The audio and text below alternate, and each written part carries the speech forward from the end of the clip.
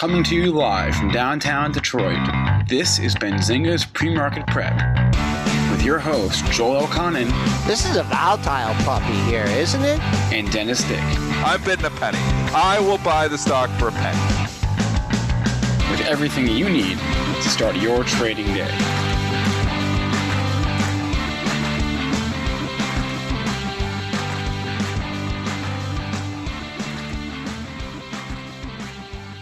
Good morning, everybody. Welcome to this Wednesday edition of Benzinga's PreMarket Prep. Spencer Israel, Joel Elconin, and Dennis Dick. This morning, we've got COVID vaccine news. We've got stock splits. We've got offerings. Step right up. Everything is up this morning.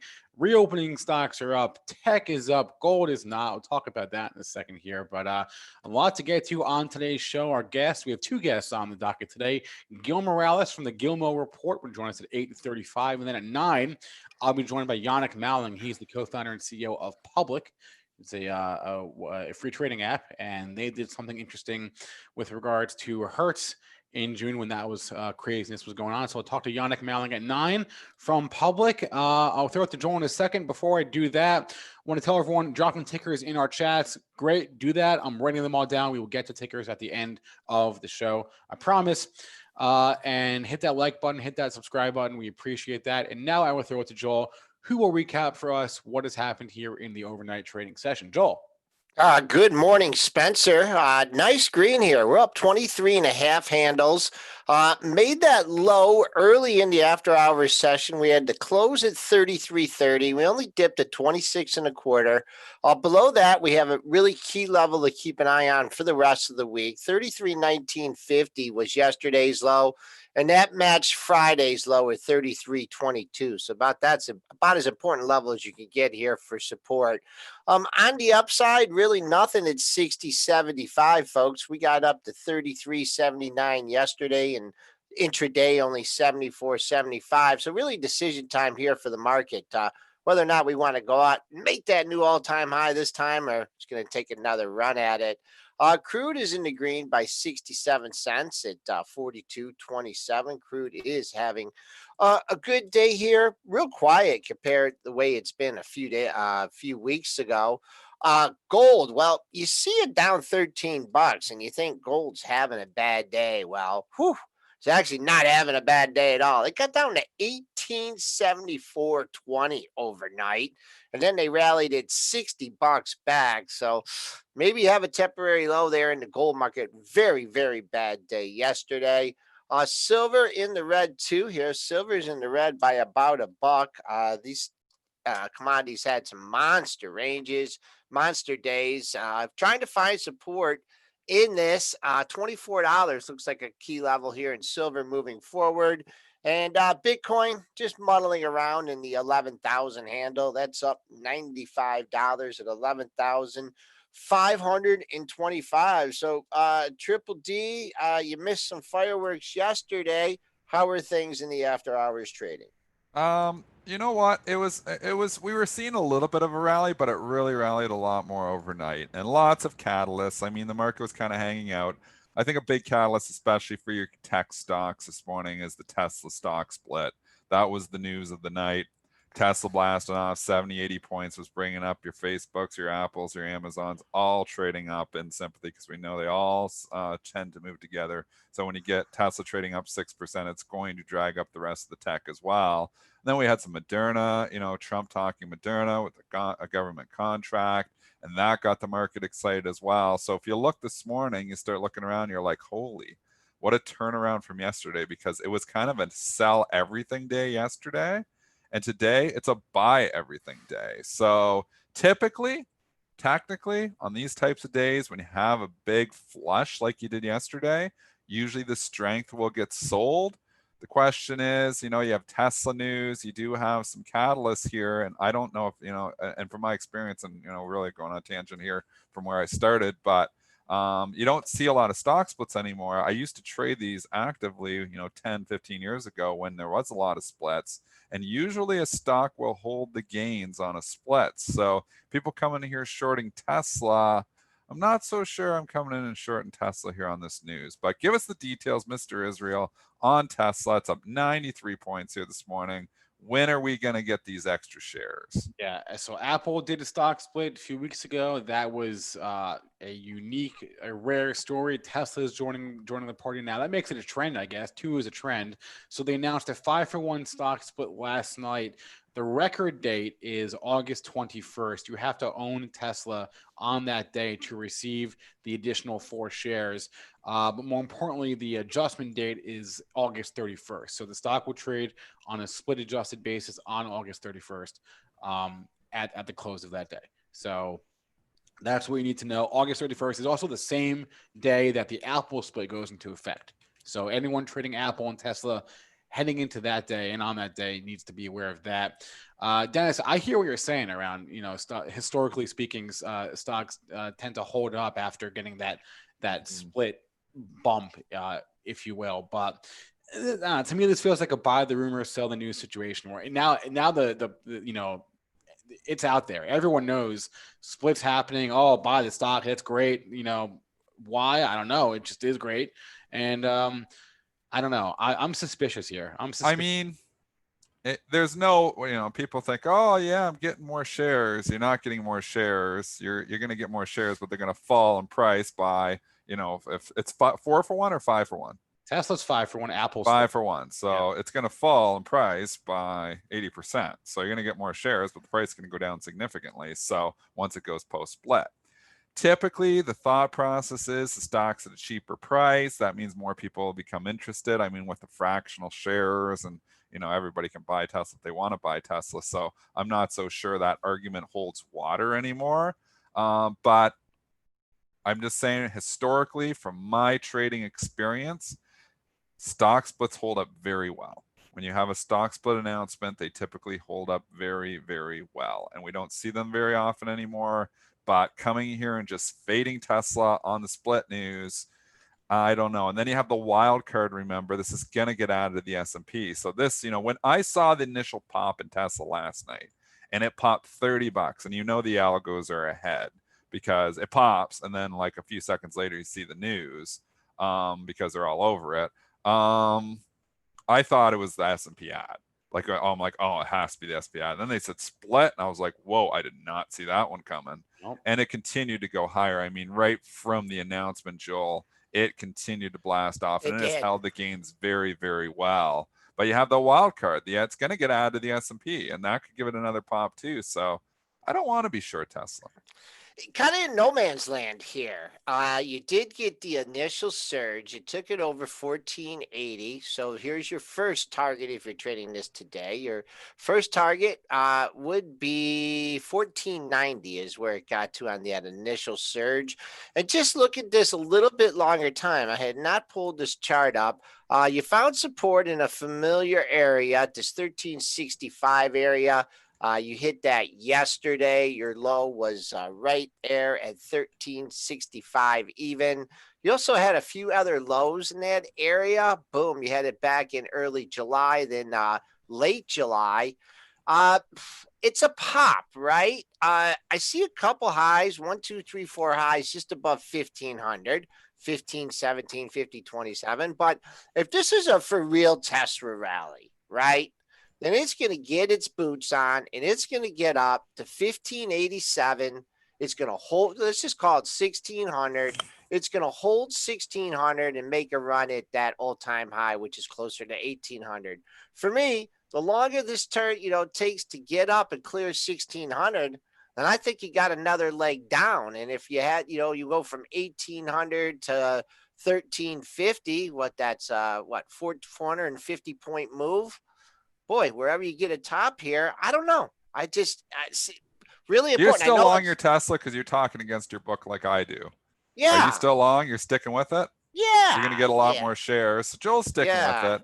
Yeah, I mean, to expect it to just continue to tack on another 100 points here immediately, it needs to, do some work here. There is some pain. There is some people who bought this thing in the last few days and they're immediately getting their money back. But if this was just, if this was the S&P news, I think I'd fade the spike, but this is not the S&P news, and the S&P news is still coming. So I think I'm a buyer of the dip on Tesla. If it dips back and gives some back, I'd be a buyer of the day. I wouldn't. Dana O in the chat also mentioned there was a third catalyst out there, and that is Battery Day, which is September 22nd. So they're gonna announce some new fancy. We don't really know what they're gonna announce. Some battery thing, right? Battery day. What if this is instead of the S&P, Dennis? You know, being added to S&P. Maybe this is the pop it's giving you to short. I think it gets a pop on the S&P too, though. So well, how come it hasn't been added? I mean, it's S&P. They do things when they want to do it. They don't have to do it right away. It's going in. Don't kid yourself. It's a market cap's huge. S&P is going to add this, so they don't need to do things immediately. They can do it on their own time. It's S&P, nothing to do with the company. Maybe they do it at the end of the quarter. It's coming. And that's the wild card too. And it probably gets a 5-6% pop on that. And maybe that's when you fade it. But I don't want to fade it ahead of the S&P pop. I've been waiting for it to pop up to sell it short on the S&P news. And now I get a stock split news. And I'm like, well, now it's all, completely different, because I know from my experience, splits hold up very well. So I've faded splits and tried to fade splits before. I've lost a lot of money doing it. And that's how you learn. And is by making mistakes. I mean, that's the one thing, and traders, want to win and they want to make money on every single trade. I learn a lot more from my losing trades than I do from my winning trades. And if you're never willing to take a loser, you're never going to get that education. And eventually, like I said, if you don't take your losers, eventually your portfolio will be full of losers, because you can't pick them right all the time. You're not going to be 100% accurate. Yes, in a bull market, most stocks come back, but I've watched traders at Bright Trading do this, continuously, adding to losers. They come back. These traders stick around for a while, but eventually it gets them. You've got to have discipline to cut the losers when you need to.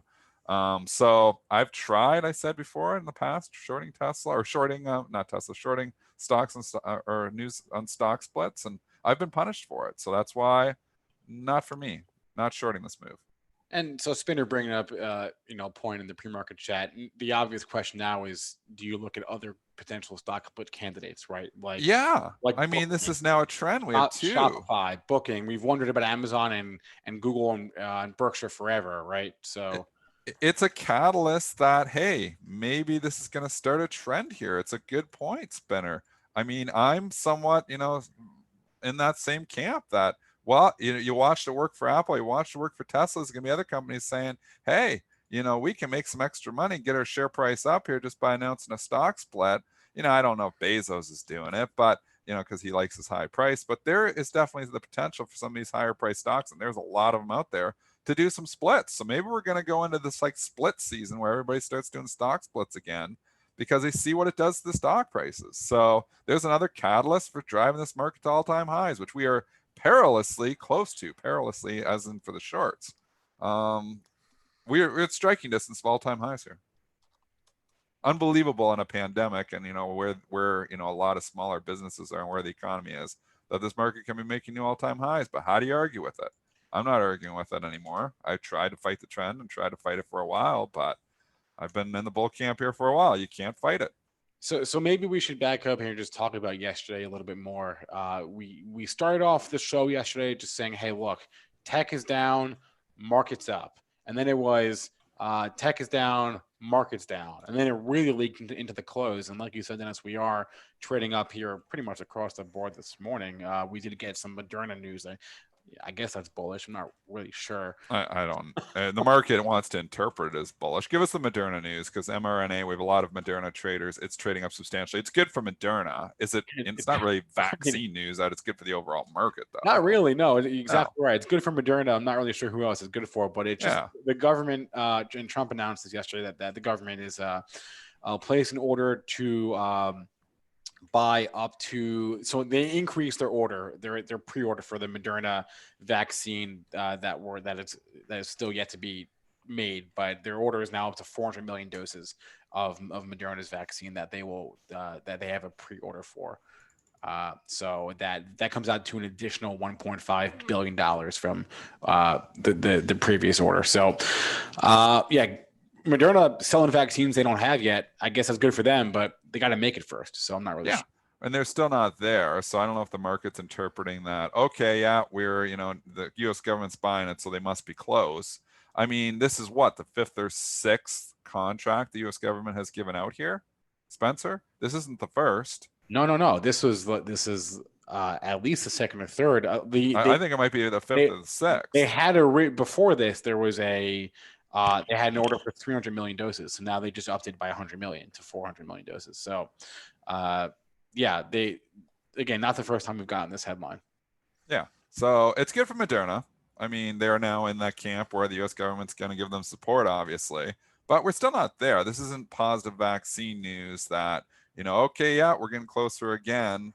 I mean, we're eventually going to get it. It's inevitable this many companies working on the same problem, that we're going to get a vaccine. Russia already has one, apparently. So, the reopening trade, we've been talking about it for a while, and it is working. So I'm a buy a dip on everything. Yesterday was a significant dip. I did do a little bit of buying yesterday. I didn't. Yeah, I let you off the hook, Triple D. I didn't think it was bouncing back overnight like this much. So it's a big move. So I mean, if you're coming in this morning and buying, this is not a dip. This is a rip. So you need to buy last night. I said you were going to be selling the rip today. I bought stocks yesterday. I feel like selling them today. I mean, just trade for your day trading portfolio or overall. Both. I mean, you put something in your long-term portfolio yesterday and you're immediately rewarded. Well, no, you're not going to do that. Yeah. Well, let me say a couple things about Moderna. Number one, the CEO is completely out of the stock, right? We've established that. I don't know. He is, isn't he? I don't think the CEO is sold out of this. I know they've been selling stock. I don't think he's sold I thought I saw that. All? I don't know if he's sold out. Okay, well, don't. I don't know. There's been a lot of insider selling. There's been a lot. Okay, don't. Okay, all right. Don't quote me on that. There's been a lot of insider selling in everything. For good reasons. We're in a pandemic. We got a lot of problems in the stock market's at all-time highs. So the insiders are like, yeah, ring some registers. Okay, so you popped over 78 in the after hours. You faded to 75.5. I drew your line. Bunch of highs at the 78 to 79 area. The fact that we backed off $3 from that, I think it's going to hold here today. So sell around rallies here. Let's see if you can even get back to 77, 78. I think you just may roll over on this one. And the other chart, I mean, if you're looking at like how stocks are trading after the vaccine news, you don't want to use this one as an example because it has a history of doing this. Look what Novavax has done here since it had that news, right? That was the best, the circus was in town. Everyone was selling their peanuts over 180. So I'd be more of a seller into these things. And this Novavax, I did an article on this one. This is deja vu all over again. They had a big drug run up in July of 2015, took the stock to $300, right? And it didn't turn out so good. That stock went down to $2, $3. And now, I don't know. If they come through, they come through. But it just seems like on these pops, so much good news priced in. I know. They better come I mean, what was Novavax doing last night? Go to the chart last night. Why was it trading higher on the Moderna contract? Like, I couldn't understand that. I actually tried to short Novavax on the Moderna headline because I was like, usually what's good for one isn't good for the others. And Novavax started rallying. I was like, okay, well, I got to get out. I'm on the wrong side of the trade. And if you look last night, this thing traded up to 150. Where did we get to last night? I got it. Yeah. 155, 156. Yeah. I think it's kind of spotty there. Yeah. Not much time, but yeah, but it was trading up $5-6 on the Moderna news. And I'm like, why? And now I come in, it's 146, and I was like, okay, I was right, but I got shaken out. So I guess I was too early on that trade. But Joel, you make a great point on Moderna. Do you ring the register on MRNA on this? Yeah, I think you do. I mean, we've seen this again and again and again and again.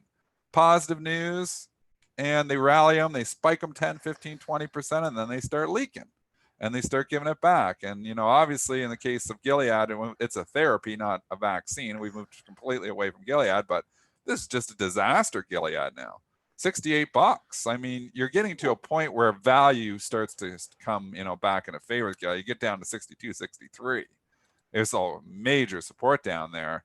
But I mean, it's now they've given it nothing for, you know, the possible, you know, therapy with remdesivir. So you're exactly right. Sell your peanuts while the circus is in town. I think Spencer, could you check when Moderna got up like to 95? I know it traded over 100 in pre-market. Didn't Goldman come out with some crazy price target hike on that? If not, I better get this off the screen right away. But I kind of remember that.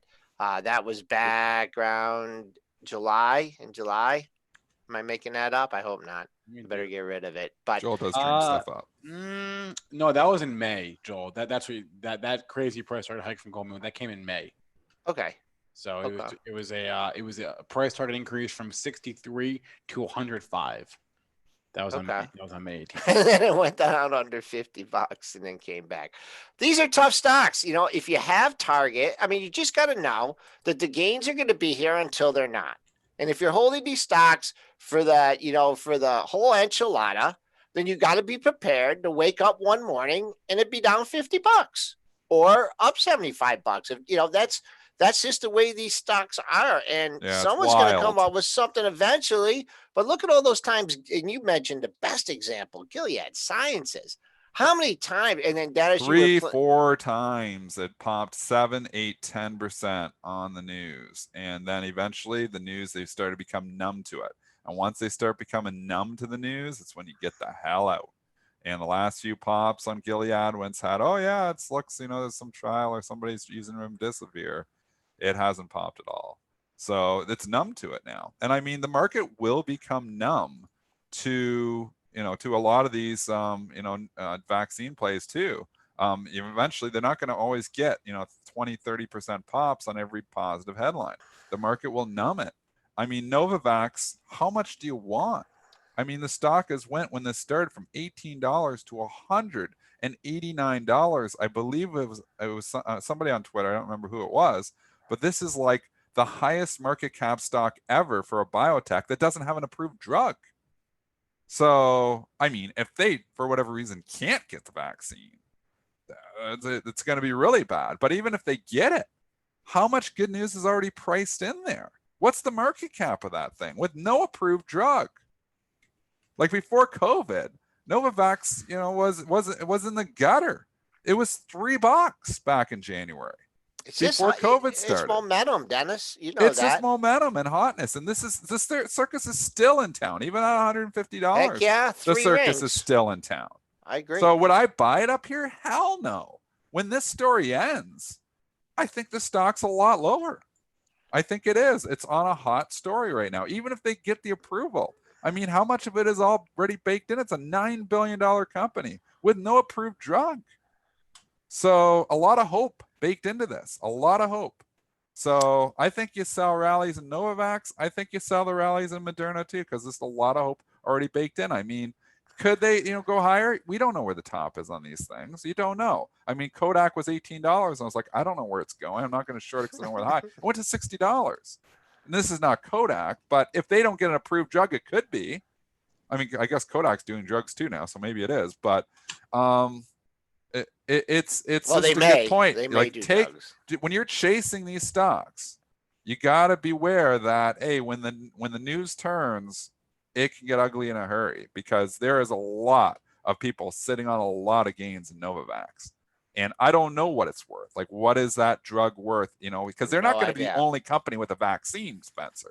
It's not just going to be everybody taking the Novavax vaccine. There's probably going to be a dozen of these things. So is the NVAX vaccine going to be better than the other ones and everybody's going to want that one? Maybe. But is it worth $9 billion?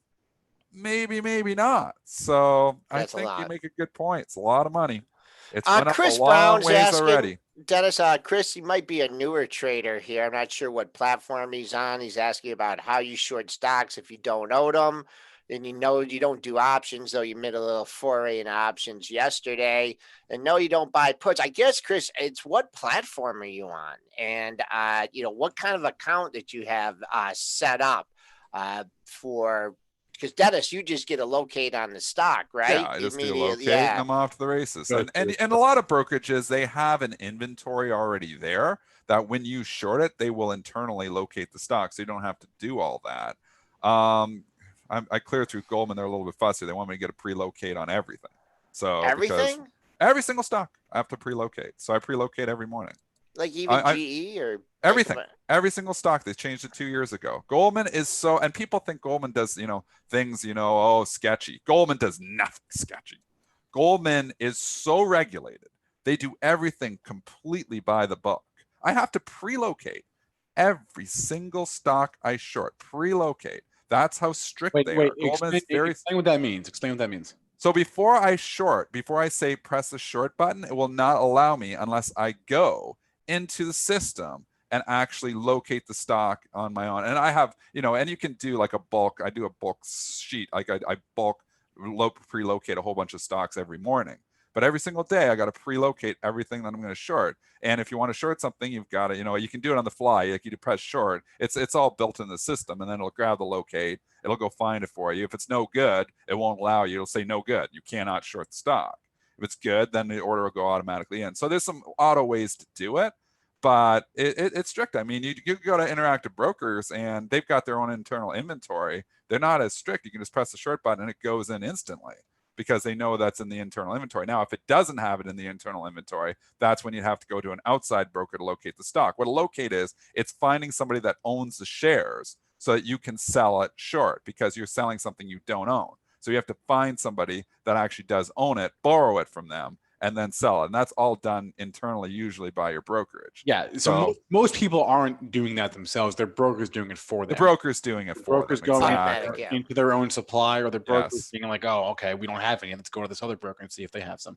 And we can go to outside brokers too. I mean, there's locate firms that specialize in this stuff. When you can't find something, you can go to a locate broker that's got a bigger inventory. You're going to pay through the roof on some of these, newer issues, something that's gone tight all of a sudden. You can pay through the roof, but it's important to know the mechanics. When a stock is easy to borrow and then it becomes hard to borrow, you often see a squeeze, not only for the fact that maybe people are nervous, but sometimes there's buy-ins. If you have, and you're short a stock, and all of a sudden it becomes hard to borrow and the broker can't locate it, they can physically go into your account and buy the stock back, because they cannot be short a stock that isn't, so a stock becomes hard to borrow at any time.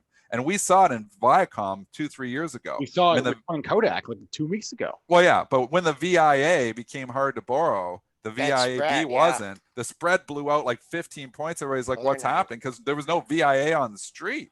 I don't know if it was Redstone holding all the stock back or what, but it was and VIA blasted off because of that. So the market mechanics behind the scenes can have an impact on price as well. So it's important to, understand those mechanics too. But on a General Electric, on an Apple, on an Amazon, you're never going to have trouble borrowing those stocks. They're so widely owned. But it's when you get into the smaller stocks that aren't so widely owned that the locate can become difficult. And then obviously it's not as easy to bet on the short side.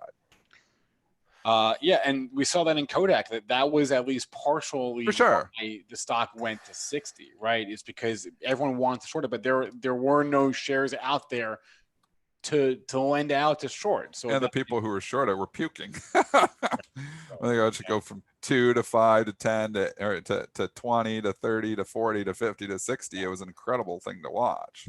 So obviously it imploded and it wasn't going to last, but it was an impressive move. If I could just put a bow on the previous discussion, if you're playing these vaccine candidates and you don't know which one to buy or which to pick or whatever, the Germ ETF GERM holds like a bunch of them. It holds Novavax, it holds Moderna. So what's the symbol on that one? Germ. The word germ. Great ticker symbol. When are we gonna do a ticker symbol show? I don't know. I've never even heard of that one. Germ. GERM. It's newer. That's why you haven't heard of it. You got to watch some of these ETFs because the volumes are low and the liquidity getting in and out of them can be tricky. I'm not sure about Germ. I've never traded Germ. Obviously, you're trading SPYs and Qs. You're in and out within a penny. Some of these smaller ETFs, they can be really tricky to get in and out of. They can be some significant spreads. Like right now in Germ, the spread is 30.25 to 32. It's a $1.75 spread in the pre-market. 150,000 yesterday. 100,000. It'll be thinner. Yeah, so you got to watch getting in and out of some of these things. They thicken up a little bit intraday. Obviously, pre-market, lots of stuff is thin. So I haven't looked at that. I've never even looked at this one before. So I'll put it on my screen and we'll look. And sometimes you get a fairly tight market. High frequency traders will usually make a fairly tight market in some of these ETFs, but If they're not easy to borrow, then they don't. So, and that, it affects the market making as well. When you can't get locates on certain things, they can't make markets on the short side because they don't have the locates. So, that affects the market liquidity as well as the locates. Okay, I just want to clarify. Spence. I want to clear up something about the Tesla split because there are some questions in the chat. So the record date is August 21st. You have to own Tesla on August 21st to receive the split. Now, the extra shares, the 4 extra shares, are being paid as a dividend. So you don't have to own Tesla on August 31st to receive the extra shares. You can sell it if you want between the 21st and the 31st and still get the shares, but you have to own it by the 31st, by the 21st, by the record date, August 21st, to receive the extra shares. I hope I'm making sense. So basically after, it goes X split. So you want to look at the X date. That's what you really need to know. Do we have an X date on it? The record date and X dates are different. The record date, this is what Tesla said in the release last night. The record date is August 21st. That's the date. That's the date you have to. Splits are a little bit different than dividends. So I don't know if there is like an X. I think there's an X split date. Like there would be an X date. So maybe it's the record date. Well, okay. I'm so removed. There's been so few stock splits in the last 10 years. Yeah. I forget. All right. Well, I'm pretty sure in this case it's usually there was an X date though. Well, in this case it's the same. August 21st. That's the date. Okay. That's the and date then what will happen is after that stock goes X, the price will fall by 80% to adjust because there's no such thing as free shares. So the ARBs will come in, and it can be confusing sometimes too. I've actually seen a case where, and this was with the stock dividend, not a stock split, but I can remember TiVo did this huge stock dividend, and once they're over 25%, they get massively confusing because the record dates and the X dates adjust. So it's weird. And I can remember TiVo trading down like 50% in the pre-market, and it traded there for 3 hours. And then everybody realized it's not X. And then they bought it all the way back up and it was X the next day. They got the day wrong. It's not going to happen on Tesla. It's widely owned. It's stock split. It's going to be known. But you can see in some of these smaller ones, you really have to watch those X dates, especially in stock dividends. When you get a special dividend or something like that, or a stock dividend, it can get not the normal dividend. When you get a special dividend, it can get very confusing on these X dates. So Tesla will be well written. So this isn't a dividend, it's a split. There is no X date. There is no X split date. It's just a record date and the effective split date. So it's the 21st. Because usually the way it works is the X date is 2 days ahead of the record date. For dividends. Dividends. This isn't a dividend. It's being paid as a dividend, but it's not. It's a split. So there's the record date and there's a split date, the 21st and the 31st. As long as you own the stock on the 21st, you will get the shares in your account on the 31st. Because that's how it's just being paid out, but you can sell it between then. So now, if we have you thoroughly confused, I'm trying not to. I hope I'm explaining. Coffee time, breakfast time. Very simple. There's 2 dates. Okay, I think I'm sick of talking about the Tesla split. Right, I think we're done. 8:30. Joel says, move on. I'm more confused after you said you were going to explain it. Consumer prices up a little bit more than expected. Ranger Rick up 0.6 versus 0.3 estimated. Little bit of a drop here, not much. We're eerily quiet here, Dennis. Just hanging 10 points off the pre-market high, way off the pre-market low. I mean, these are one of the days where if the bulls are going to reestablish control, they're going to get 55, 56, 60. Boom. We're going to take out 60. We're going to make a run at yesterday's high. But right now, it just kind of feels like, boy, that big sell-off yesterday, I took stuff home long. I'm selling into this. That's the way it feels right now. But we still have, what do we got? A little less than an hour. There's a lot of while. So typically the 2-day move would have said this day would be down. Because you had everybody get flushed yesterday, and there's usually follow through the next day, and you don't usually turn until 10. But that's not happening this morning. You're getting a rally, and I do think that's a lot to do with the Tesla split, because they were very excited on all tech stocks last night after Tesla announced this 5-for-1 stock split. So that's the wild card. Is there enough people who got slammed yesterday that they're going to come in here and say, thank you for giving me my money back, and start selling stocks again? It's possible. This is out of the playbook here because, like I said, normally you're down on this day. I'm looking to buy the dip on day 2. This is, an up move. I would be more inclined to sell the up move because I think there is some people caught from yesterday. That's not on Tesla, but on individual stocks, like on the other stocks. But it's a tricky day. All right. Just another tricky day. I want to bring on our guest now, Gil Morales. He's the author of the Gilmo Report. He's also the managing director of Mocha Investors. We'll bring him on here. Gil, I can hear you and now I can see you. How's it going? Good morning. Good. How you guys doing? Haven't seen you since the end of March when all this madness got going, and it's been quite a ride since, hasn't it? You could say that. You could say that. How's the ride been for you? Well, I just had a big move in silver that I played, and that was a nice double coming up off the lows. I was picking that up back in March, late March, around 13-14 on the SLV. And then on Friday, I saw, or actually it's Thursday afternoon, I saw the futures peaking out just below $30. And I remember back in 2010, which was the last time I played a big move in silver when it went from about $18 to 50. The first leg up went up to 30. So that's why I bagged out. And that turned out to be fortuitous because we got hit pretty good yesterday. But, it was starting to get a little bit long in the tooth and a bit frothy. And, once you start seeing articles in the Wall Street Journal that are going to explain to everybody, the nuances of investing in precious metals, you pretty much know that that's the top. And you get Bank of America coming out with a $2,300 or $2,500 price target. And after a move like that, which was short-term climactic and pretty easy to see in my view, it wasn't hard to take profit. So what do you do now, Gil? It turned, right? Silver had the move, and I saw something in gold. What do you do now? I'm not buying them right back. I'm going to let them settle in. I think longer term they go higher because I think the dollar is going to continue to devalue. But I think in the short term, you had a spike yesterday in interest rates across the board, and it might have been the CPI number or the PPI number yesterday, which came in at 0.6, I guess, which was supposed to be 0.3, and then today you've got the CPI. Coming in at the same sort of number 0.6 versus expectations, I think, of 0.3. So if you're starting to get inflation here, then the Fed, even though I think it's already painted itself into a corner, now it will have officially painted itself into a corner. So I think that was an issue yesterday for the metals and maybe for the market as well. But the thing is that the market started to top 3-4 days ago, if you were paying attention, because cloud stocks, and if you guys remember when I was on, I think it was the last day of March, we went through a bunch of names that I was liking at the time, things like DocuSign, Coupa Software, Zscaler, Okta, etc. And all the stocks have had big moves. So now they're starting to break down below their 20-day moving averages. And when you have a long run where the stock is obeying the 20-day moving average all the way up, then that becomes my selling guide when they start to turn. And we've had them hit and bust the 20-day moving averages more or less across the board. I mean, if you look at something like a DocuSign, you broke the 20-day line on Monday. You broke it on Friday, and then you rallied just above it on that would be Monday, and that was a short sale entry point because it's starting to Why sell the at 20? that point. Yep. Why the 20?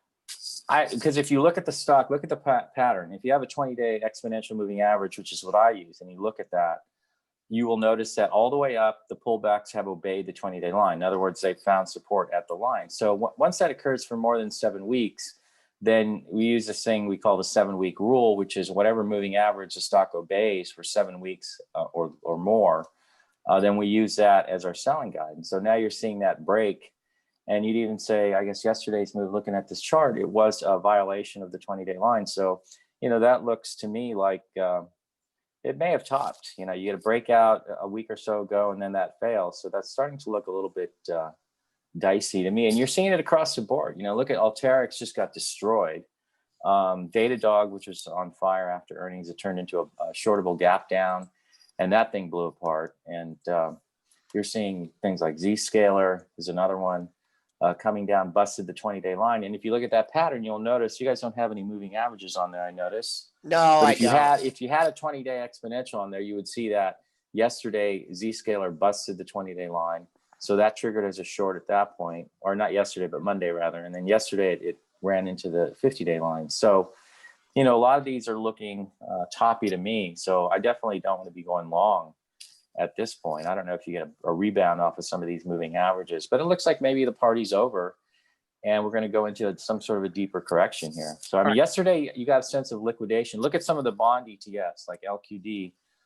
They got whacked yesterday. So Wait, so Gil, if I can go back to silver for a second, you maintain a bullish stance that the dollar will go down. Well, longer term, yeah. But right now I'm not bullish. And I went bearish on Friday. So where would you rebuy it then? Well, I'm watching it as it tests the 20-day line, because if you go back to something like 2010, which is the only precedent I really have for a big silver move, and one that I also played, and so I have a visceral knowledge of it.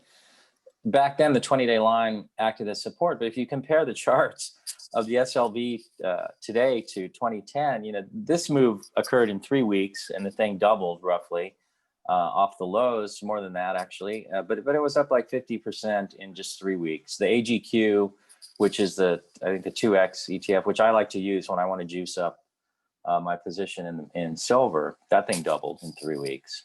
So at this point now, it's a matter of watching to see, what they come in and test, and the move may have been too fast for the 20-day to serve as support, and we may pull down a little more deeply. And I'm thinking also you might need a period of time for these things to consolidate. But for now, the move is over, but everybody wants to buy the move now.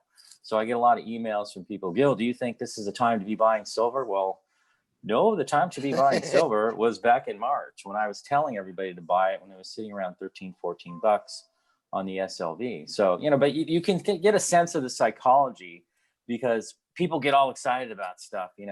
Tesla at 1,700, everybody was all over that, and they want to buy it. And I don't know where they think it's going, but should have been buying it down around 400, 500 back in March. And, now that one also looks like it's topped. You look at Netflix, looks very similar. So, I think things have gotten long in the tooth. Some of the themes have played out, the whole cloud theme. And if you guys remember back in March, we were talking about that the cloud theme would come to the forefront because you're going to have this mass migration to the cloud, and companies will be focusing more on using the cloud to keep their business running during the crisis. And that's what's happened.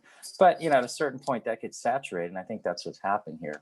Now everybody wants to know, are cyclicals the place to be, value stocks? And so I've been watching these for a couple of weeks. And if you're going to buy something like a cat, for example, you had to be buying it last week when it was testing the 200-day line. Now it's breaking out of a cup with handle formation. And I don't really like to buy breakouts coming off the bottom of a pattern here. So I think this probably fails, but I'm not really. I want to jump in for a second. So why do you use the 20-day moving average?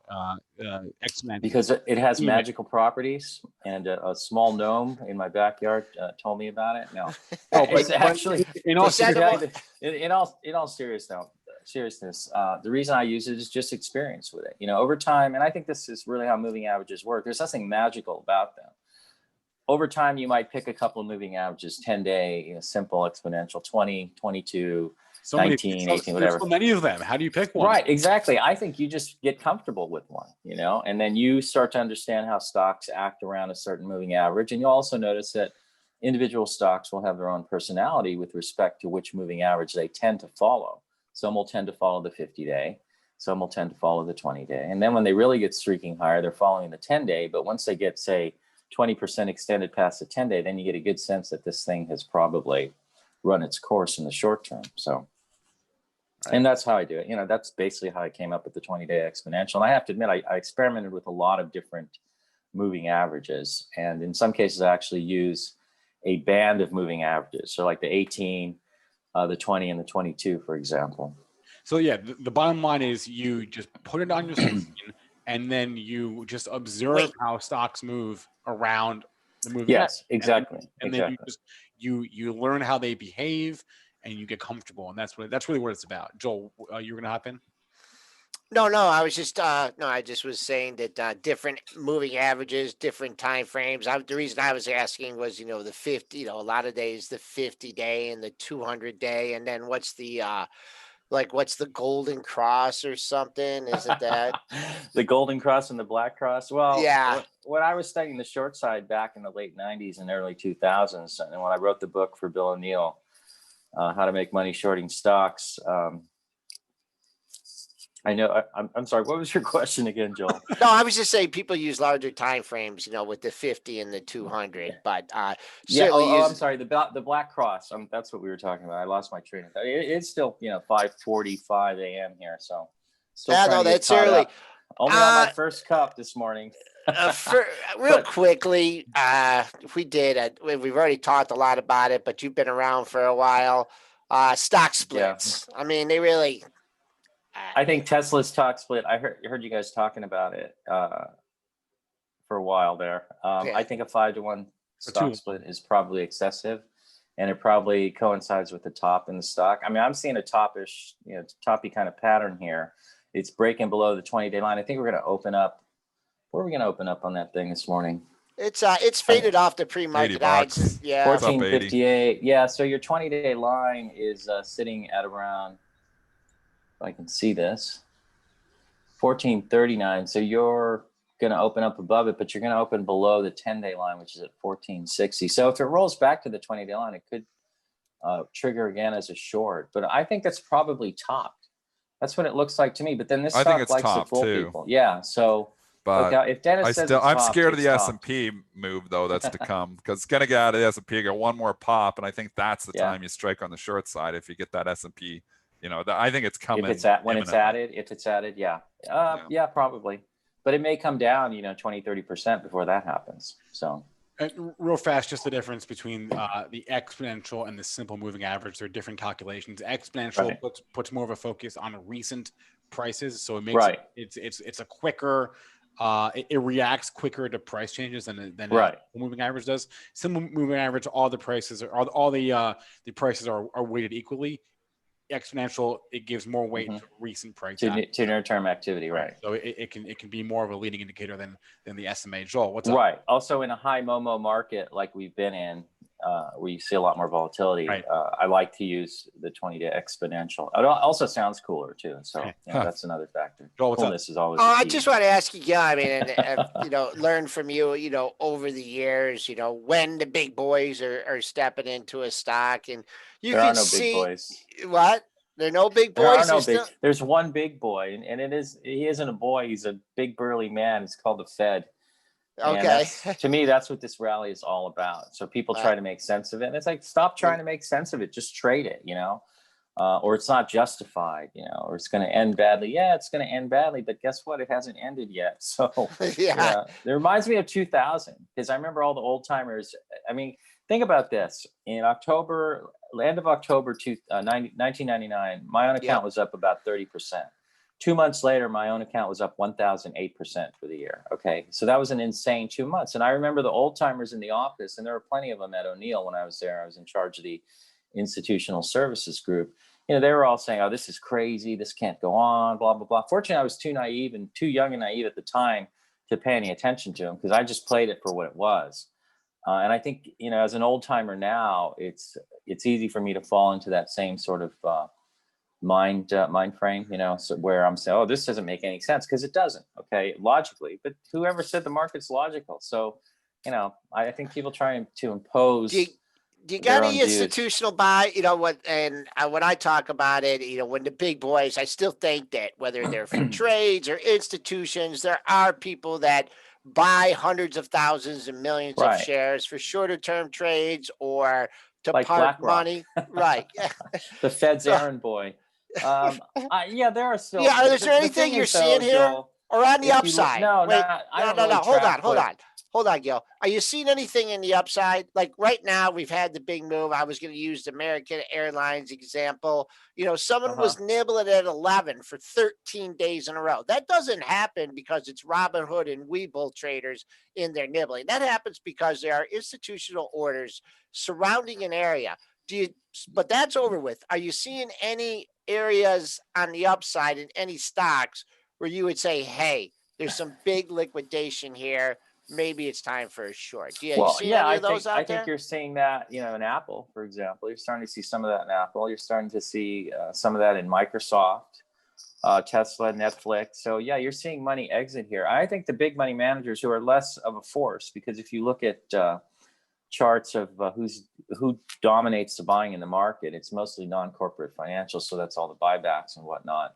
Right. And I think they basically are trying to front run the Fed. So that's what the big boys are doing. They're following the big man around. And I think that's really what's been driving this market. And then those of us who are traders, you see the wave, catch the wave, ride the wave, get off before it hits the rocks. That's basically my motto. So. All right, Gil Morales is the author of the Gilmo Report. You can learn more at his site, Gilmo, Gilmo report.com. That's also his Twitter handle, Gilmo Report. Gil, thanks so much for the time as always. Yeah, great seeing you guys again. Take care. All right. Thanks, Gil. Let's get to some tickers from the chat. Actually, and there was a couple that were on our list as well. A lot of offerings out there. If you just go into Benzinga Pro and search the word offering, there is headlines every single day about new stock offerings. We had plug overnight. We had overstock overnight. There are a Shutterstock price they're offering this morning. A lot of stock offerings, and we're seeing them affect the stock. So I don't know if any of those were on your guys' list specifically. I saw someone drop in plug, I believe, in the YouTube chat, but a lot of offerings. And this goes back to what we were saying before, right? Yeah. What is the smart money doing there? Well, and smart of the companies to be raising money when their stock prices are high. There's so many companies, that raise money when they need to, and their stocks are getting hit.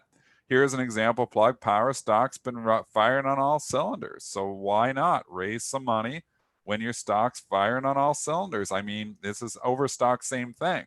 So, but we are seeing so many offerings in the last few days. But not only that, insider selling is just off the charts, man. There is sells on everything.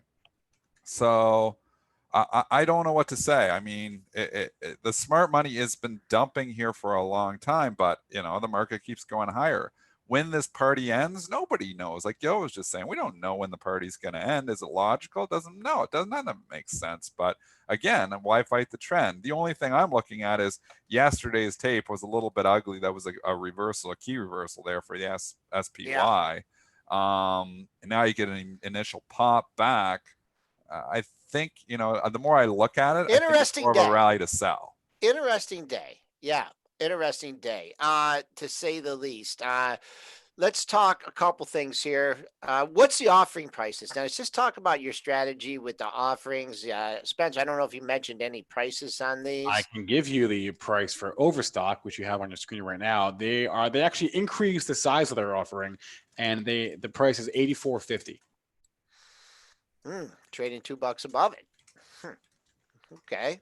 So it's being well received at this point. What stock are you talking about? Overstock. Well, they do that. They always trade above it. They never go down to the offering price. So, very rarely do you see, and we saw it a little bit there when the market got ugly for a bit, but very rarely do you see them trade down right to the offering price. They usually are a magnet that it pulls down towards it, but it usually trades above it still. So what was the Overstock price, Spencer? 84. $84.50. It's a loved stock, so it's doubtful that it would ever trade back down to the 80. Well, not ever, but I mean, it's doubtful that it would just trade straight down to the $84 area when it's a stock that's been loved by so many participants for the last 3-4 months. Am I coming and buying Overstock, put in my long-term portfolio here right now? No, it was $2. I mean, you missed it. It was like Gil's saying, the time to buy silver was $14.15 back in March, April, May. You're coming in and putting Overstock in your portfolio now. It looked like it topped out. 112, 110. It looks like it's topped. I mean, so now I think rallies to be sold. And there's a lot of stocks like that. A lot of these Momo names like that. There's a lot of stocks that don't look like that too. And what we've been talking about for the last week is some of the reopening trades look really good. And those are the ones that have actually been leading. You look at the separation between the IWM and QQQ. And yes, IWM finally started rolling over a little bit yesterday. But, IWM's been outperforming for a week and a half. So, and obviously got a lot of small caps in there. But you come in and buy an Overstock now, I think, the time was, to ring the register there. It got over 100. It got silly. I mean, this isn't, a game-changing, okay, this is the company. Everybody's buying everything online. Everything's buying everything online because everybody's cooped in their house. What happens when we get out of our houses? So I think you got to start considering that, yes, there is going to be continued people, and people who didn't shop online before to continue to do that. And yes, there'll be some changes, but some of these moves, like in Wayfair and Overstock, they're just so, overdone that I can't come in here and buy them now. And especially when I look at that Overstock chart and I see a couple tops over 100 and yesterday, and now the offering, I missed it. I missed it. I know it don't in no man's land. And but a lot of talk about Mr. Softy here today, and one gentleman here says that it's 40% of his portfolio. So I hope it's grown into that. That's pretty. At least it's a big company. I have people messaging me and saying I got half my money in Overstock, and I'm like, holy cow. I mean, okay, it's been awesome. You've done awesome with it. Time to diversify. At least Microsoft, I would be comfortable if 10% of my money is in a company like Microsoft. In my own personal account, it's probably 2% only. I do own Microsoft. It's a fantastic company. This is the kind of company that I would buy on a pullback. It isn't something that's went up 1,000% in the last 3 months. It's went up 25, 30, 40% in the last 3 months. It's been a big move. But this is a company that is firing on all cylinders. It's got the gaming aspect. It's got the cloud. It's got everything going on. $200, you get down there, it's a nice pullback. Yeah, Nelson just mentioned in the chat, he was asking about Mike. He goes, I wish you guys spent more time on the top 10 companies. And it's funny. I don't know if he's new to people the don't show like that, or not. though. No, I know. That's like, if you look at my screen, and Dennis and I, how many years have we been following the top components in the S&P like that? And they jockey. But I think that me and Joel, we make our living trading those top 10 components. I love trading those stocks. I love trading Microsoft. I love trading Apple. And yes, some people want to talk about it, but they don't. People don't want to talk. When we hear the chat list that we get, it's the high flyer of the day. Everybody wants to get rich fast. They don't want to watch their money go up 20% in 3 months, or they want to watch their money go up 200% in 3 days. Okay, well, speaking of that's what people want. But go ahead, Spence. I want to do Microsoft though. Okay, do Microsoft, then I have some more tickers from the chat we can get to quickly.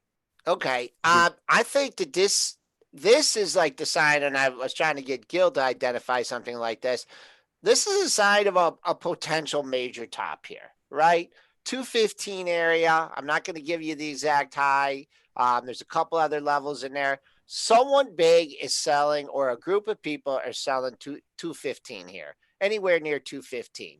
So it had the gap up day. That was probably from earnings. So when I'm looking at this chart, if I'm holding 40% of Microsoft in my portfolio, I really want to see this thing break out over 215, or at least trade between 200 and 215, 200 and 215. Stay in that area. But that's just, and then also 215 was a pesky area in July. Yeah. So it's a big area. That's a big area. So you want to bust through 215. You've been holding 200. Intermediate level. I know this is pretty simple math here, but what's the all-time high? The all-time high is 217.5. We've been holding 200. That 50% comes in at like 27, 208. This area right here. At least you want to see it consolidate here and get a little bit momentum to push out to push the 215. I don't think you really have to worry about downside on this one until they flush it down for 200 and they hold it down there for 2 or 3. We're going to do lightning round. It's 10 seconds of stock because that was like a minute. So we're going to go fast. I want to do AMD. Oh my goodness. Okay. Go ahead. Go ahead. 10 seconds of stock. One number, Joel. One number. Okay. You're right. Marv23 asked, please target. He said, please. So target. TGT. Go. My one number is going to be the all-time highs. All-time high. Well, I'm going to give you the all-time closing high, 132.94. As long as it stays above that, improves on that today, I'm still bullish. All right, and go ahead. I'll take the next one. We'll go back. Jemai again smacked today. They had earnings. That's a tough one. This morning. Story's over. Story's broken. Seller rallies. Next. What about Lemonade? Same story. Earnings this morning. Oh, Story never really got hot. This was one. I know Portnoy took a big chunk. He's like, oh, Lemonade. It was like $80. And he's like, stocks go up. We'll just buy this one. How's that working for you? Next. Joel, do you have any numbers? That's how we do lightning round. Okay. This is big. It's these area of 3 10 lows. seconds. 57. You be quiet. 57. Okay. Big. This one we never talked about. Big C, Big Commerce, BIGC. Recent. Never traded BIGC. BIGC. Not enough information. Need more than 5 days of data. All-time low. I'll keep an eye on that. 67.12. All right. I think I got through the stocks that are written down. One more. TeleDoc, TDOC. We'll do that one. Ooh, broken story. Done.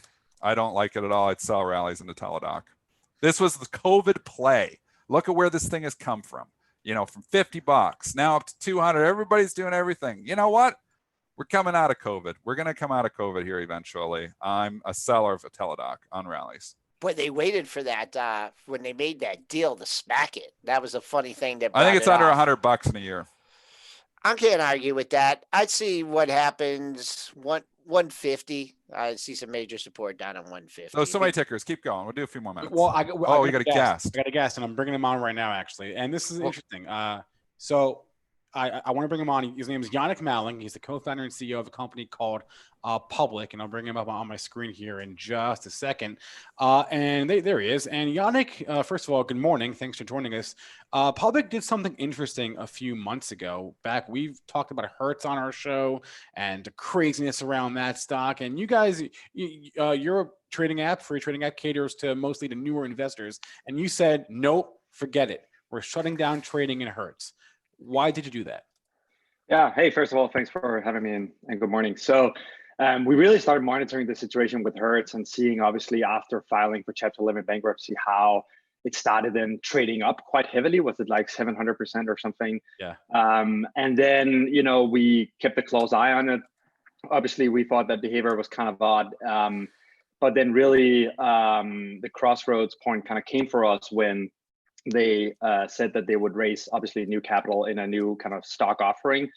And so we kind of felt we had a responsibility for our community, who, to your point, are mainly first-time investors, to really make sure that they understood the fact that this is a company that has filed for bankruptcy. And so we essentially put it in liquidation only.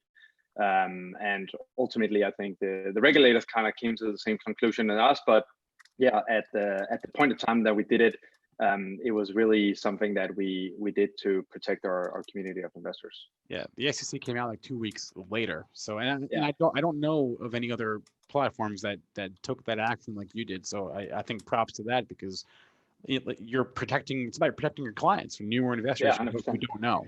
So we also thought it was a good business decision. Like, frankly, when we have a lot of new people getting involved in the stock market, the worst thing would be if they get massively burned on their first trade, right? A lot of those guys are then just going to churn, thinking, oh, this is not for me. I don't understand this game, right? And so we think really it was sort of, you could say, the right thing to do to protect the community, but also a good business decision. What does it say about the markets when you have to take actions like that people can't even help themselves, if they have to buy a bankrupt company up 600, 700, 800%?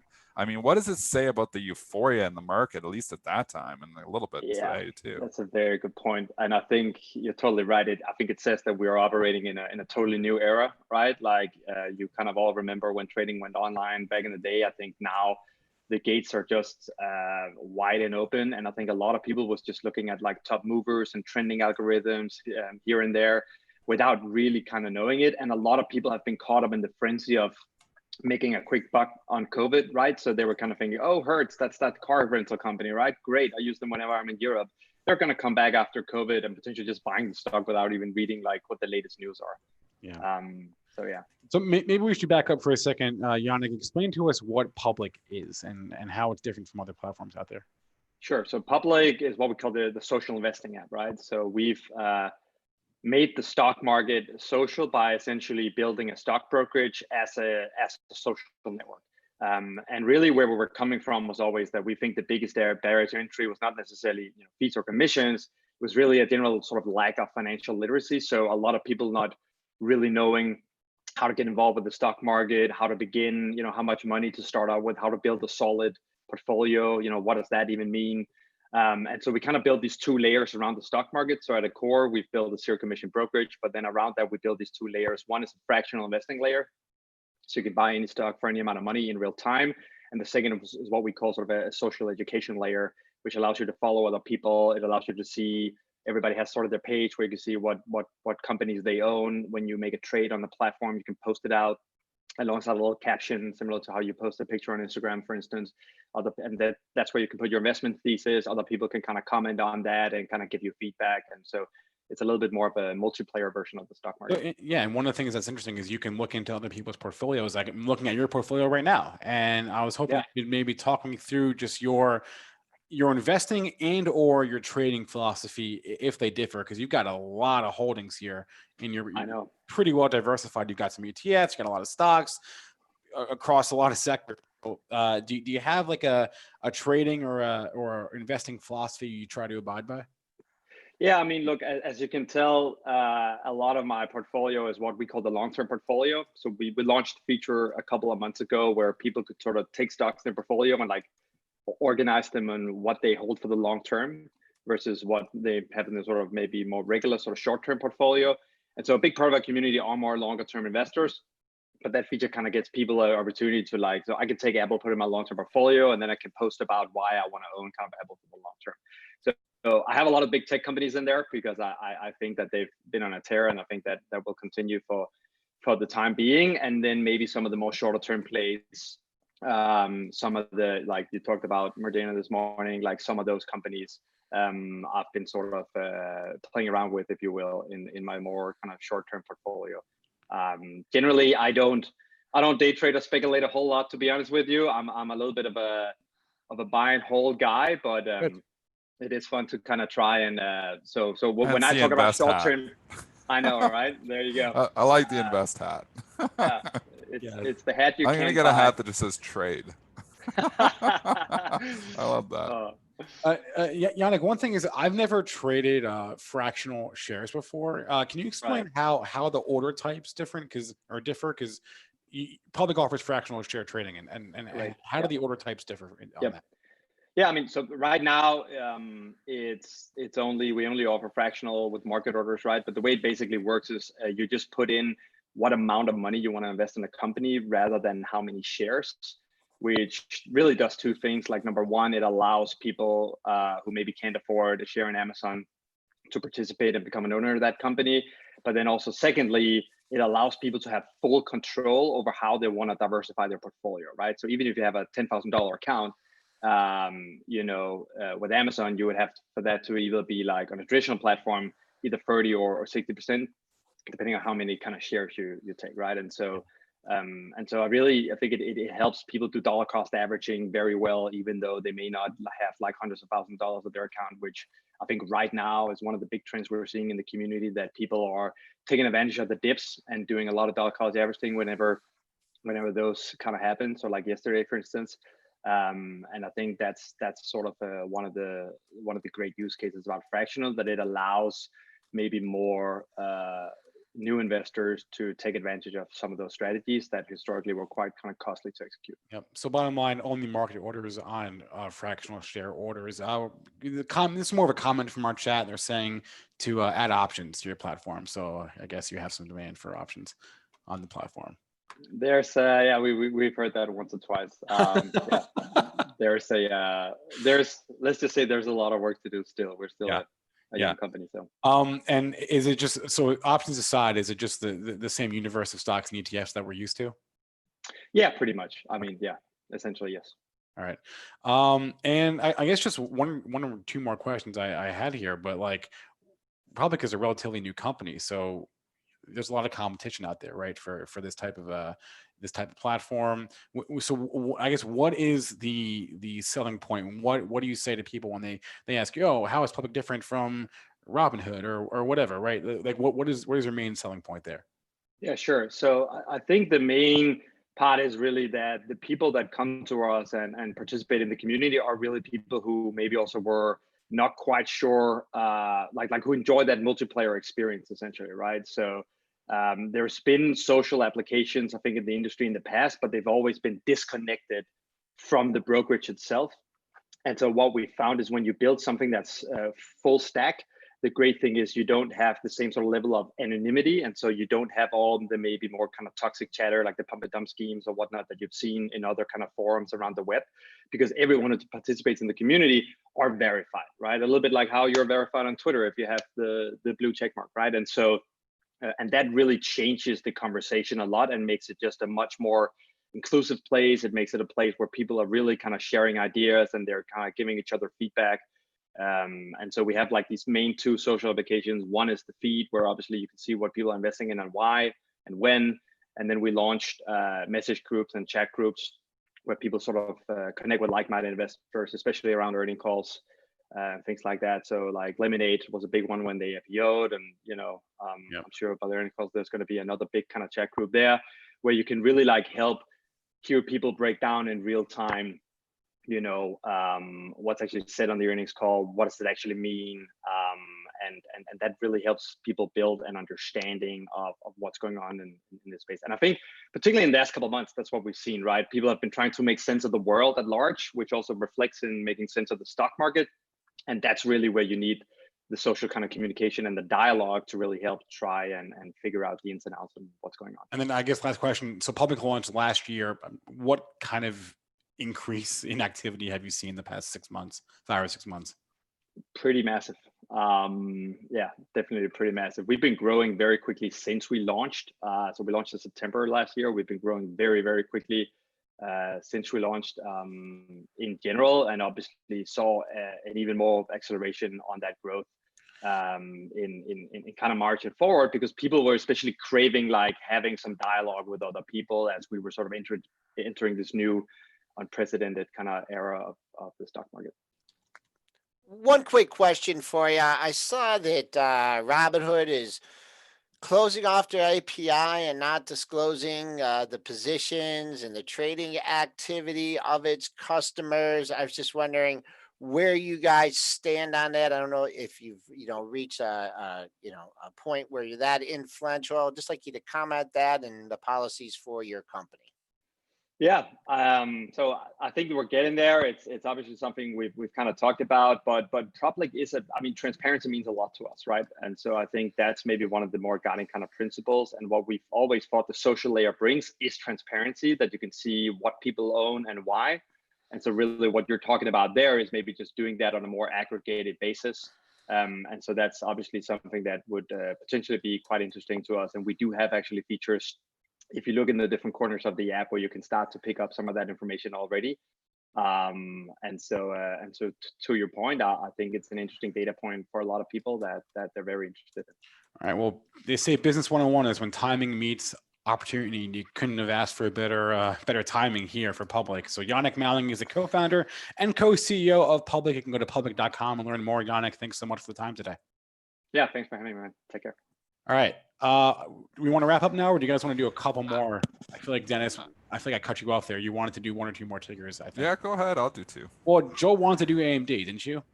You did. Yeah, Triple D. I chickened out yesterday. You wouldn't take. I put it on. I put it on yesterday on the pullback. Yeah. So yeah. I didn't buy the stock. I did the spread that we talked about. So I bought the 80 calls. I sold the 100 calls, and I put it on, I think, for about $6. So, and it went down about $1 after. So I'm on a little bit of heat on it, but obviously upside's 20 points, risk is $6. So I'm saying I put my money where my mouth is. I think it's going 100 by the end of the year. I still think so. And I kind of wanted to do 77 versus like 82 or something, and you wouldn't do it. You wouldn't take it, but I would just say 75. A couple lows in that area. 75, getting a bounce yesterday.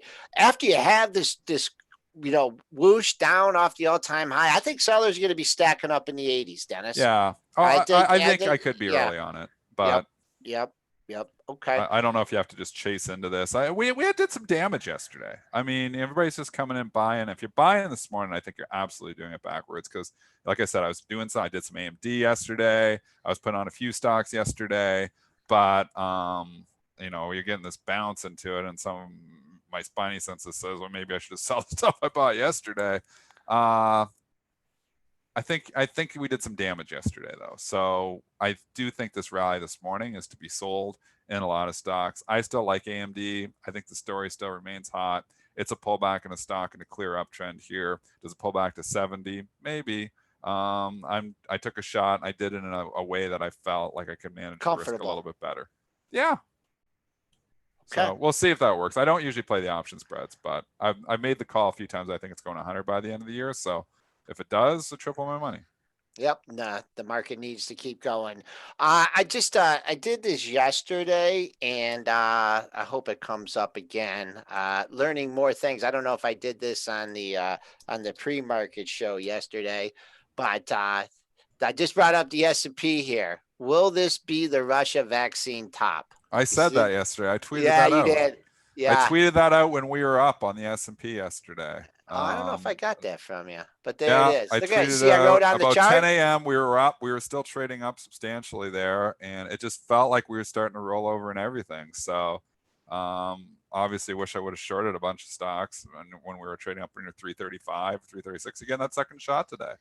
So Yeah. I think you take it. I think if you were looking, to get the hell out of some of these stocks, I think you take the pop today. My opinion. Yeah, and just overall, I'll get rid of that because it's just only good. Oh, no, there we go. I'm just looking to follow through the pre-market high. I think that's really important. Just that yesterday's sell-off was an aberration. We get through 60, 75, and then we move up the intraday and the actual high. We're up in the 70s, so it's gonna be real interesting. I just don't think we came down hard. I just think sellers are gonna be lining up in the 60s here. Don't know if we're gonna get the hard fade, but it was just fluff yesterday. On the open, being up on a vaccine. Got a little nervousness, intraday. I don't know if it was dollar or whatever concerns, but I don't know. Important day here for the market. Let's see if we can take out that pre-market. All right, let's do a couple of tickers. Let's go quick. Tickers. Okay. People asked about RKT. I don't know if you can even comment. Only for I bought it yesterday. Oh, what? Yeah. Jason Raznick pick. He's been hot. I've done well with the Jason Raznick picks. It's the pullback near the price. I was like, I know it's trading like 28, 30 times. And it's obviously, it's a mortgage company, but it's a technology company too. Story could get hot again. It's a speculative capital. It's early. It's only 4 days in, but I put a half size position. So, when I do half size, I'm usually wrong, but it's a Jason Raznick pick. I liked it. He was, obviously on the show, and the stock was $24, $25. We know he bought on the first day.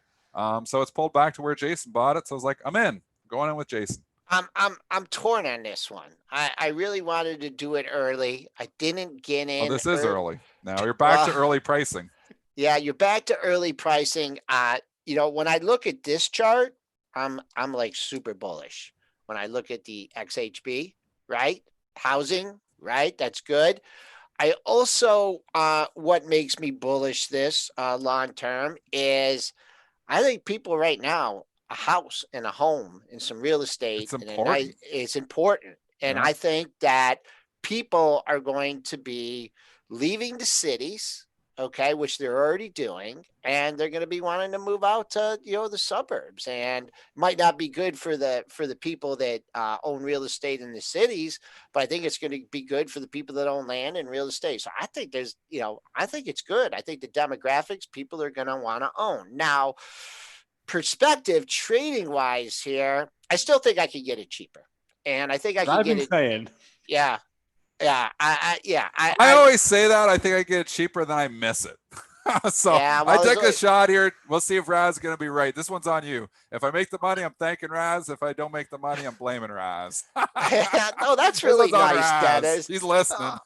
Yeah, that's all right, really lightning round concept, Joel. We got 2 minutes. Let's go. Well, it's important 10 stock. seconds. Okay, I know. I did appreciate your analysis. It was good okay. Analysis. You usually get off at 9. We're in the lightning round. You know what, Dennis? You better get ready for the open there. You know what I mean? Because you're going to lose money off the open, and then you're going to be crying tomorrow. I'll give you 2 more. 2 big earnings reports today after the close. Cisco and Lyft. Well, I own Cisco in the long-term portfolio. It was an ugly candle yesterday. Can it come up into the earnings? I don't know. It's been a dog for a while. Lyft, Uber has set the bar a little bit lower for Lyft. That helps a bit. You got major support down here. The chart actually looks okay. I've been concerned about the story for a while, but the chart looks okay. Earnings is a wild card, right? How do we trade something technically a day ahead of earnings? Because earnings is going to move it. Yeah, 48. Just I'm keeping it 48. I'm talking about monthly highs at 48. So if this thing blows the roof off of 48, make a run there at 50. So 48's my number. Under that, I think I still maintain a little bit of a neutral to bearish stance. And then Lyft. Let's see here. Lyft is tired. I don't know. Just in the middle of this range from 28 to 32. Okay, so we're going to go back and forth. 1 for me, 1 for you. Let's go. And then we're done. Well, we're still going? Okay. Yeah, 1 for me and 1 for Joel. Okay. So we're not taking each other's. Give one to Joel first. Joel. And you got 20 seconds. 20 seconds. Joel, Wells Fargo. Wells Fargo. Let me pull it up on the clock. Needs to clear 26. Where are we trading? 20. Right there. Right there. Yeah. Holds 26. I'm looking at 27. Not 26 is a big number there. I like I'm long over it. 26. I like I'm long it. Okay. Dennis Walmart. Ugly candle yesterday. This has been a COVID play. Nah, I think I'd sell rallies in Walmart. I don't like it. It's really run. You're going to go wrong long-term Walmart? Probably not. But short-term as a trade, lots of tops, 133, 134. I'd be a seller of rallies. Joel, Glue Mobile, GLUU. Dennis owns it. No, I don't. I sold it. Oh, you sold it? I want to rebuy it, though. It hasn't stopped going down. I can't buy something that's going straight down. Someone's nibbling here. Someone was nibbling. Maybe it's me. I want to be nibbling. 740. It's nibbling. It's trying. Get a couple more days here. You hold in 720, 730, 740 area. I like it. I do a little. I mean, I wouldn't let it run to $5, but it looks like you got someone stepping up to the plate here after bad earnings. I'll do one more. This is for either you. This is a new one. ALVR. I don't know this one. You went off the board on this one. Yeah. And then I got one for you. Is that a down day yet? Every great candle is green on that chart. Oh, God. That's one of the most bearish charts I've ever seen. That's 9 green candles in a row. 9 times. Remember Ferris the other day? 9 times. When they come 9 times, that's due for a red candle. But wow, the trend is absolutely your friend. Not had a down day yet since it's been out. That's incredible. All right, Spencer, since this is you created the index and you follow it, MJ. I didn't create nothing. Come on, what are you doing, Spencer? Well, I don't own MJ. I'm out. I gotta go trade. Yeah, I don't own MJ. I own the four largest U.S. multi-state operators. They're all OTC, but I don't own any exchange traded stocks that are cannabis related. Okay. I don't know. It's tough to feel bullish on that. The trend is not your friend. So it's tough to feel bullish on MJ. And it's actually why I didn't buy it, because when you look at the holdings, look at what's in it, you see a lot of stocks that were really expensive a few years ago, and it's going to take a lot. It's going to take a lot to get out there. I was going to say, if you want to see Dennis or Joel buy or sell a stock at the chat choosing, hit that like button, hit that subscribe button. And maybe one day it'll happen. I want to thank both our guests today, Gilmo Morales and Jannick Malling. No, we stayed late. We appreciate everyone for hanging out with us this morning. Please remember, all the information from our show is meant to be used as informational purposes, not for investing or trading advice. You can always catch a replay of our show on YouTube or on any podcast platform where you get your podcast. Joel and I will be back at 3:40 p.m. Eastern time. Until then, everyone have a great day and stay safe and good luck.